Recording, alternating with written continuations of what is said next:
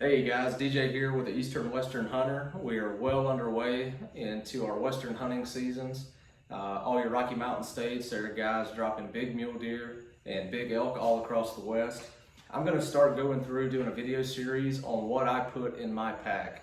A lot of guys who are from the Eastern states, the Southeast specifically. I'm from Georgia. Spent a few years out west where I developed my love for hunting Western big game. It's a little bit daunting and can be intimidating, and unfortunately oftentimes when we visit those forums, the Western guys aren't always as inviting as we hope they would be. So through the last 10 years or so, trial and error on my part, I feel like I've started to become pretty well versed in what we need and what we don't need while we're out there. You guys can visit the Eastern Western Hunters Facebook page, but today we're going to dive into it kind of slow. We're going to start out with what do I need in my first aid kit. So many guys go into this thing with too much of the what if scenario. If you what if yourself, you will what if yourself to death on the mountain. You will take stuff that is totally unnecessary, you'll tote too much, and you'll tote too much weight. This is my first aid kit. This is something that I will pack with me, whether it be an August 21st bow hunt in Utah, or this will be the same kit that I take with me on my October 15th rifle hunt at 9,500 feet in Idaho. This has about anything I need. Between what I have here, my bushcraft skills, and other miscellaneous items in my pack, I should be able to fix myself in any situation that does not require professional medical attention. If it does come to that, then it's time to hit the SOS on the inReach. So this is your basic. This is a Lifeline brand case. I do not ever run a totally generic first aid kit. These kits are something that you can pick up for usually sub $30 from a Walgreens or a CVS, and you're going to destroy it. You're going to take apart what they have in there, put a little bit of what you need, and pull out all the fluff. Remember, ounces make pounds, pounds make pain. We're not going to completely destroy this thing, but I've got enough first aid gear in here in this kit, again, to take care of me for most any situation. It weighs in at 10.95 ounces. It is not the heaviest, it is not the lightest, but again, I know what I have in here can take care of any cuts when I'm skinning, any blisters, any inflammation, swelling, anything like that, I can take care of with this kit. So let's dive into it and see exactly what I have in the kit. All right, guys, diving into it. Again, this is a Lifeline first aid kit. This is something that you can get at any of your big box, Walgreens, CVS, Rite Aid. I think even Walmart may carry these. The main purpose that I bought this kit was just for the case. This is a hard zippered case. It is double zippered, and it is perfect size for what I want to pack. Opening this thing up and getting into it, initially right off the top, I have a couple of items that came with the kit. These are generic alcohol prep pads. I have 2 of these, and I also have 4 antiseptic towelettes. These are perfect for cleaning up those nicks, scrapes, cuts. If you bust a knuckle, if you bust a shin as you're hiking in and it gets packed full of debris, dirt, dust, anything, even stuff off your merino wool, that stuff can lead to infection. So anytime I have that, every night when I strip down to climb into my sleep system, I always try to clean that stuff up. Equate, or you guys can go with Visine, Rotos, whatever. These were $2.99 for a 2-pack. A lot of guys from the East, me being from the Southeast, from Georgia, will get out West and realize that they have some sort of allergy or their eyes do not agree with something out there. For me, it's sagebrush. If sage is blooming, during that early archery hunt, my eyes are absolutely killing me. I will also keep one of these in my bino harness or my chest rig because your eyes are going to dry out if you're glassing for 4, 5, 6 hours at a time. It is very, very fatiguing on your eyes, so I always make sure I have some of these with me. This is a Camel Snus, basically a dip can that I have filled, as you can see, with Vaseline. Any of my guys that are watching this video that are prior service military know that Vaseline is your best friend when you've had a long day hiking. You've started to chafe, anywhere from the, front, back, from your knees to your, even for me, I'm kind of wide. So there are times that I'll chafe on my lat muscles on my back from my pack or even under my arms. Put a little bit of Vaseline on there, rub some funk on it, as Aaron Snyder says, and keep pumping. I do have one pair of latex gloves. Usually the only time I will use these is if I have a hunting partner with me. These do stay in this first aid kit. I do not use these for boning out meat, for cleaning animals, because I will have 2 more pair of these in my kill kit. Moving on now, Neosporin. There are 2 things that will get you off the mountain faster than anything else, and that is infection and dehydration. It is absolutely imperative that you have a good antibiotic ointment in your first aid kit.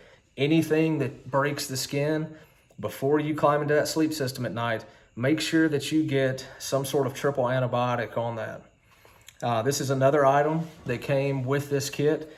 These are just generic tweezers. To be honest, they're not heavy duty at all, but they do work well. I carry a kukri for cutting firewood for my 18-inch Smith cylinder stove, and there are many times that I'll bust a knuckle, or I will get some sort of debris, whether it be bark or even a slate chip, into my knuckles, in my hands, and it's good to use these. That way I'm not using dirty fingernails to dig around and pull something out from under the skin. This is another one of the more important pieces of your first aid kit, moleskin. A 3-pack of Equate brand moleskin from Walmart is going to run you less than $6. This is something that you absolutely have to have, because if you get an open sore or an open blister on your heel, on the top of your foot, across one of your toes, I guarantee you within 48 hours of being on the mountain, that will be infected and that will send you home. There is nothing worse than having a multi-mile pack out when you have open sores on your feet and weight on your back. Moving over to this side, Redneck Sutures. These are Dollar General brand super glue. I always carry at least 2 tubes of these. The reason I carry multiple tubes is because once you've opened one of these, even if you seal the cap back on, it's done. When you use it, just go ahead, consider it cached, squirt any remaining super glue that's in there out on the ground, or it's going to be all over everything in whatever container you have it. These work great if you do have a deep laceration. Clean it very, very well with an antiseptic towelette, alcohol prep wipe. Clean it, pinch it together, super glue it with this. Once the super glue has kind of glazed over on top, go over top of that with a couple of strips of duct tape. Here I have some ibuprofen. You can take up to 4 of these every 4 hours.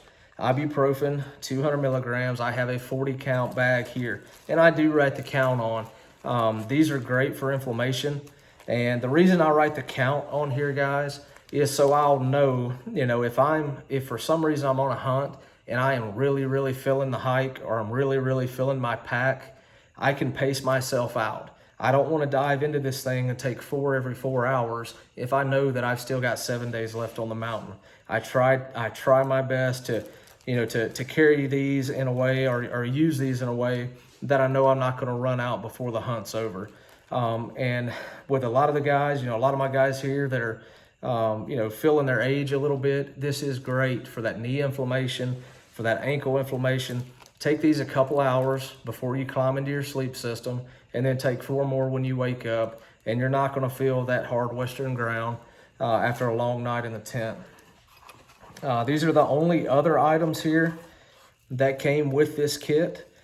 These are just, here I've got 4 Band-Aids, and I've got 2 of the butterfly style knuckle bandages, just because I am terrible about busting up knuckles, about getting small scrapes and cuts on my hands. Another important thing that I like to take, these are BC powders. These are basically, all these are powdered aspirin with caffeine. After a long day on the mountain or a long time behind the glass, it is very, very easy to develop a migraine from just burning your eyes out through that glass for 5-6 hours at a time. The caffeine in these will dilate the capillaries in your head and kind of knock that migraine out quickly. The ibuprofen and the aspirin, as well as Tylenol. I don't usually carry Tylenol because I will carry a prescription pain medicine. But these are also fever reducers. So if you do tend to get that infection, if you have an infection set in, remember that you can fall back on these to reduce that fever. Also, if you're close with your primary care physician, if they understand the lifestyle you have, if they understand that you are a backcountry hunter, that you're going to be in the field for 5, 7, 10 days at a time, talk to them to see about getting a prescription antibiotic. If you have a dirty knife blade or a dirty outdoor edge blade and you lay yourself open with that thing, there's only so much that these antiseptic towelettes and these alcohol prep wipes will do. You are going to get an infection. It's something you should know coming out of the gate. And if you do have those antibiotics on hand, it's only going to help you out. All right, guys. So this is what goes in my first aid kit. And again, this is anytime from that Utah bow opener, the 3rd week of August, all the way to the late rifle hunt, the end of October, on my over-the-counter tag when I'm up in Idaho chasing those wily old muleys. But just because this is what I take does not mean that is what you have to take. Take what makes you comfortable. Take what makes you feel confident. You're only going to be successful if you are confident and you feel safe. I know guys that take tourniquets. I know guys that take wound dressing, the whole 9 yards. Just remember though, any of that stuff you take is going to add up. But if you feel confident taking the extra weight because you feel safe doing that, by all means, please do so. Because I want you guys to have a successful hunt. I want you guys to come back home safe, and I want you guys to post about it on the Eastern Western Hunters Facebook page. That being said, you can have all the medical gear in the world, and nothing is going to replace your knowledge of fieldcraft and bushcraft. I cannot stress enough how important it is for anyone, whether you're a resident of the West or you're a resident of the East. Anytime you're going out west to hunt, whether it be in the Rockies, the Sawtooths, down in the Sierra, anytime you go out there, you have to be knowledgeable on how to take care of yourself. You can have every bit of medical gear in the world. If you don't know how to start a fire, if you don't know how to sanitize water or put together a temporary shelter, none of this stuff is going to do you any good. Take the time, look at some of the other YouTube channels. Listen to Aaron Snyder on the Kafaru Cast. You can look that up for free on the Double Pod app if you have an iPhone. Listen to some of the stuff these guys talk about. I've learned an immense amount of information from those guys, and I put that on top of what I learned through survival schools in the military, and it's only made me a more confident hunter because I know that no matter what Mother Nature throws at me, or no matter what type of injury I may receive in the field, I can take care of myself either in a way that will get me off the mountain, or I can take care of myself in a way that I can survive until help gets there after I push that SOS on my inReach device. Again, guys, check us out on our new Facebook page, the Eastern Western Hunter. Give us a thumbs up if you like what you've seen here. Please, if there's anything else you'd like to see on what goes into my pack, whether it be specific items on what go into the pack, how I do my e-scouting from Georgia when I'm prepping to go to Idaho, or just the general conversations I have with some of my good friends. Drop it in the comments, subscribe right here to the Eastern Western Hunter YouTube page, and guys, we'll see you on the mountain.